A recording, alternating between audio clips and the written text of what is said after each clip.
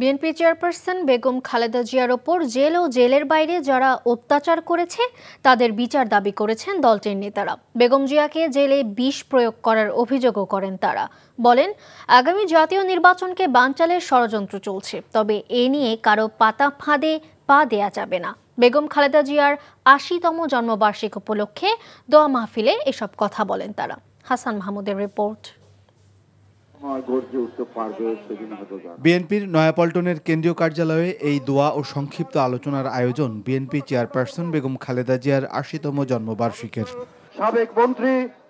আলোচনায় বিএনপি নেতারা অভিযোগ করেন, বেগম জিয়ার উপর অমানবিক নির্যাতন করা হয়েছে বিগত ফ্যাসিবাদী আমলে। মিথ্যা মামলায় তাকে জেলে দিয়ে জেলেও করা হয়েছে অত্যাচার। সেসব নির্যাতনকারীদের বিচারের দাবিও করেন তারা। পর্যায়ক্রমে দেশনেত্রী বেগম খালেদা জিয়ার স্বাস্থ্যহানি ঘটছে। আমরা বুঝতে পেরেছি যে নাকি ওই সময় খাদ্যদ্রব্যের সঙ্গে বোধহয় কোনো বিষাক্ত কোনো জিনিস মিশিয়ে দেওয়া হতো।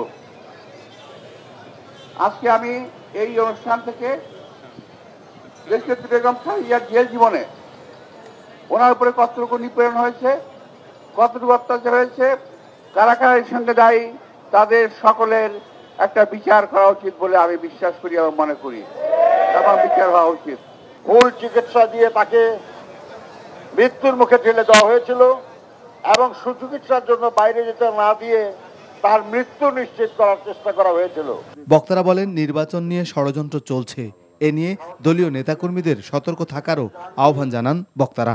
ভোটের গণনা, ভোটের ফলাফল গণনার আগ মুহূর্ত পর্যন্ত জাতির কাছে একটা সংশয় আছে, নির্বাচন হবে তো, অর্থাৎ একটা ষড়যন্ত্র চলমান আছে নির্বাচনকে বানচাল করার জন্য। সেই কারণেই আমাদের একটু সতর্ক, সংযমী এবং ধৈর্য ধারণ করার প্রয়োজন আছে। পরে বেগম খালেদা জিয়ার সুস্বাস্থ্য কামনা করে দোয়া ও মোনাজাত করা হয়। Hasan Mahmud, NTV news, Dhaka. Bundle থাকলে প্রতি সেনমানিতে টাকা বাঁচবে। বিকাশ সেনমানি বান্ডেল কিনে জিতুন প্রতি লেনদেনে।